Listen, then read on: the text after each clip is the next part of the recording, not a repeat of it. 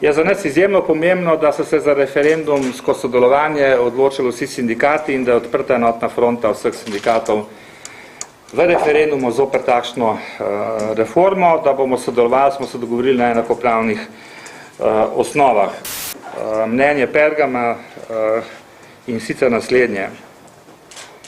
Za nas bi bila ustavna presoja definitivno poskus politike, ki slepo kot podrepniki sledijo evropskim inštitucijam in uradnikom, strahopetno skrivanje politike, torej njih pred voljo ljudstva. Če predsednik vlade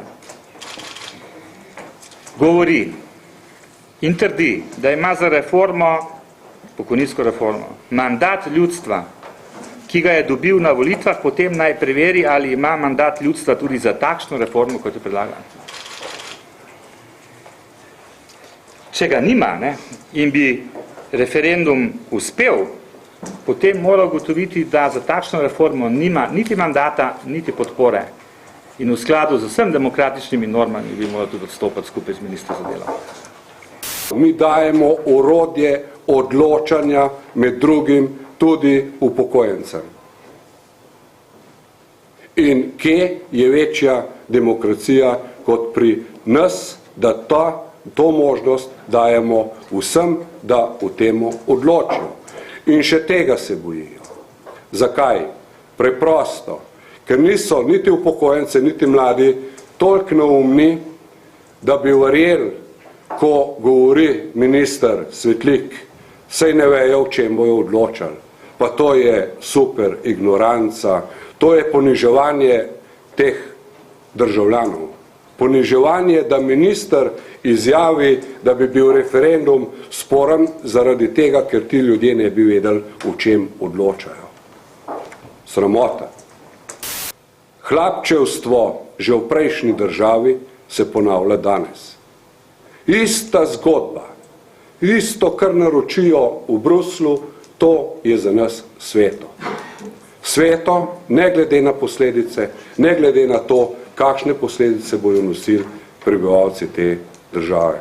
Se pravi, vstopi OECD v tistem letu pride do neizprostnega boja, do nepopuščanja, do nepogajanja, do nič. Takšna reforma bo ali pa nič.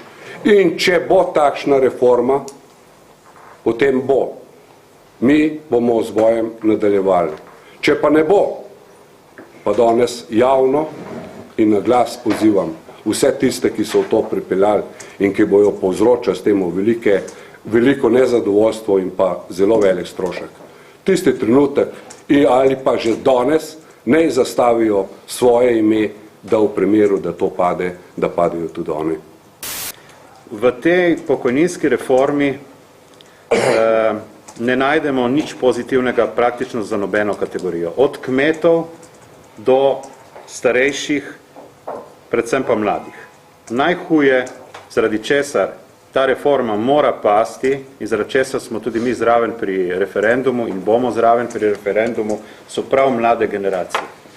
43 let delovne dobe je neka iluzija, ki jo vidi verjetno le premier skupaj s svojim ministrom, ko gleda svetle zvezde. Bojim se pa, da te svetle zvezde, o katerih je govoril v prejšnji teden, verjetno vidi v negativu, da gre za hude črne luknje in ena taka črna luknja je prav ta pokojninska reforma. V kombinaciji z malim delom je to predstavlja praktično nemogoč izziv za kogarkoli, ki se zaposli danes, da bo lahko dosegel normalno pokojnino brez malusov. In očiten cilj je pobrati malemu človeku, zato da se polnijo blagajne domačih in tujih bank. To je projekt, ki so si ga zastavili nekje drugje in ga naša vlada zelo dobro izvaja na plečih vseh nas. Spomnim se, da pred volitvami nobena stranka ni se zauzemala oziroma deklarativno izjasnila, da se zauzema za zniževanje pravic zaposlenih in upokojencev. To se zdaj dogaja. Če se še spomnite, da smo spomladi upozorili, da ta predlog vlade o pokojninski reformi ne upošteva mladih, je minister za delo, družino in socialne zadeve vehementno odgovoril, da se pokojninska reforma mladih ne tiče. Tudi premier vladni je pred časom rekel, pa ni dolgo od tega, mislim, da nekih 3 mesece, 3,5, če ne še manj. Bomo šli pa na referendum, pa bomo zmagali. To se pravi, zdaj je že zadeva tako daleč pripeljana, da kaže na nekonsolidacijo tudi v predlagateljskih vrstah. Pokojninska reforma v tej obliki je kljub nekaterim amandmajem nerealna, neživljenjska, ne upošteva razmer, realnih, dejanskih razmer na trgu. Je kritična, mnenja sem, da tudi sestavljavci te reforme nikoli niso prebrali konvenciji MODA, mednarodne organizacije dela. Bom nakratko sam v 6 točkah referiral, zakaj na referendum. Kot prvo, seveda zaradi rešitev, ki so za veliko večino zaposlenih nedosegljive. Kot drugo, zaradi razrednotenja pomena dela. Ne bom komentiral, so že kolegi dosti povedali in tudi sami. Zaradi tega, ker ne delamo reformo za ljudi, ampak reformo za vzdržnost pokojninske blagajne. Ljudje, zaposleni so v tem procesu bili in bodo kolateralna škoda. Zaradi posmehovalnega odnosa do tistih, ki delajo na težkih in zdravju škodljivih delovnih mestih. Če velja podmena, da bodo poprečno zaposleni, rečem na klasičnih delovnih mestih, delali po tej reformi domnevno 3 leta več, bodo tisti, ki delajo na težkih in zdravju škodljivih delovnih mestih, po tej reformi delali najmanj 6 let več. To je ena ocena groba, ki je na nek način alarmantna. Še enkrat, tisti, ki delajo na težkih in zdravju škodljivih delovnih mestih, 6 let več. Zato, ker poklicni sistem upokojevanja ne živi in ministrstvo k ničemer ne prispeva k temu, da bi ga ozdravljali. K ničemer. Kredo se aktivnega mirovanja. Absolutno. Naslednjič, zaradi tega, ker vlada ne naredi nič za to, da se spodbudi rast zaposlovanja, kar je ključno zagotovilo, da bo pokojninska blagajna vzdržna. In kot zadnje, zaradi izigravanja socialnega dialoga. Ta vlada se je sposobna iti gnile kompromise, ko je potrebno dobiti glasove v parlamentu. Pravi kompromis s socialnimi partnerji, ki ne bi potreboval temu, da je potrebno loviti glasove v parlamentu, ampak bi prispeval k neki konsenzualni rešitvi te pokojninske reforme. Tega pa ta vlada ni sposobna. Na najpomembnejši ali eni od najpomembnejših reform ni prišlo do soglasja socialnih partnerjev v naši državi in da bi to lahko pomenilo tudi enak vzorec, napoved za prihodnje reforme, kot je napovedana zdravstvena reforma ali verjetno še bolj konfliktna reforma trga delovne sile. In to seveda za to državo ni dobro. Dejstvo je, da se je predsednik vlade in minister v osnovi odločil za politični konsens, za politično soglasje na škodo socialnega soglasja. Ni naključje, da so njegova stališča v socialnem dialogu, govorimo o predsedniku vlade, vprašljiva. Poznate tisto, socialni dialog je koristen toliko časa, kolikor časa prinaša dodano vrednost, sicer ga pa ne potrebujemo, kar pomeni, da ne razume samega strukturnega pomena socialnega dialoga za neko stabilno, demokratično družbo, ki ne deluje pač po principu konflikta. Skozi nasprotovanje pokojninski reformi je vložen tudi že konflikt naprej okrog zdravstvene reforme in okrog reforme trga dela. Tu se ni mogoče več umikati in na neki točki je treba pač to reševanje zavrniti. Naj citiram, bogati morajo prevzeti svoj del bremena za izhod iz krize, kar se do zdaj ni zgodilo. Pika. To seveda ni citat kakšnega ultralevičarja, to je citat Canterburyskega nadškofa, torej vodja anglikanske cerkve v pridigi za Božič.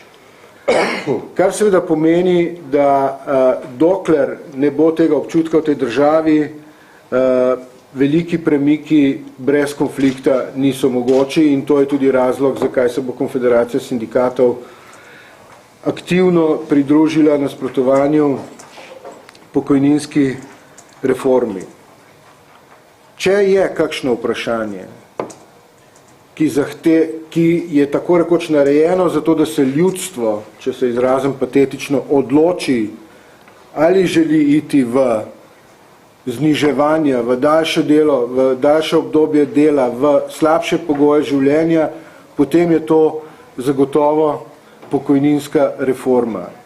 In naj ljudstvo dobi priložnost in se opredeli do tega ključnega vprašanja. Ni reforme, ni sprememb, ki je bila uspešna, če ne bo novih delovnih mest, dobro plačenih delovnih mest. To je bistvo, to je dolgoročno vzeto pravi odgovor na dileme, do katerih bomo zagotovo prišli tudi pri tem sistemu. Podcenjuje naša opozorila, da je Slovenija edina država v Evropi, ki ne spoštuje ustrezne konvencijo ILO-ja, Mednarodne organizacije dela, ki pravi, da naj se prispevki v te blagajne, socialne, pokojninsko, enakomerno porazdelijo. Torej, da je relativni prispevek enak. In vse države, tudi Združene države Amerike, ta princip spoštujejo. Edino v Sloveniji delodajalci plačujejo bistveno nižji prispevek kot pač delavci in delavke.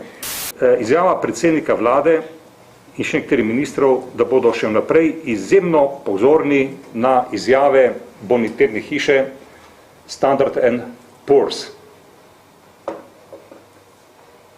Namreč, to, da so naši politiki tako usodno odvisni od teh bonitetnih hiš, je naslednja velika napaka naših politikov. Skrbi jih, kakšno bonitetno oceno bodo dale inštitucije, ki so v bistvu pripeljale v krizo cel svet. Slovenija postaja podružnica bonitetne agencije Standard & Poor's. In to je napaka. Naš razvoj je očitno odvisen od teh gospodov, ki obladujejo pač kapital, kajti v ozadju je kapital. In pri tej reformi gre natanko za to. In pri naslednji reforma gre natanko za to, kajti izjava je, v mediji ste to objavili, premier Borut Pahor je povedal, citiram, mislim, da to je v soboto, da bomo prihodnje leto namenili vso pozornost opozorilom te agencije, tudi v zvezi z naraščanjem stroškov delovne sile. In točno se ve, zakaj gre. Ve se, zakaj gre. In za tega ves ta konflikt. Tudi to, da se, in tukaj želijo gospodje z vsemi sredstvi uporabiti vse inštitucije zdaj panika, da ne bi prišlo do referenduma. Pa v celem razvoju, 20-letnem razvoju Slovenije sta bila samo 2 referenduma delavska. 2 referenduma. Nihče nam mora očitati, da smo tukaj pretiravali. So pa politiki, vsaka vlada šla za svojim referendumom, recimo okoli RTV. In seveda zdaj v tem trenutku producirajo misel, da je referendumov preveč. Ampak mi imamo čisto vest. Ampak tisto, kar je res zanimivo, da je predsednik Pahor še pred nekaj meseci rekel, da je navdušen nad referendumi, da se veseli tega referenduma, sedaj pa panika in Ustavno sodišče in druge inštitucije naj bodo v funkciji obrambe natanko te reforme. Ampak vse reforme so lahko različne. A bo zdaj Ustavno sodišče presojalo, ta reforma da, druga ne? In kaj, če bi državni zbor zavrnil z nekaj glasovi ta zakon, pa bi stal še naprej, kaj bi bilo protiustavno stanje?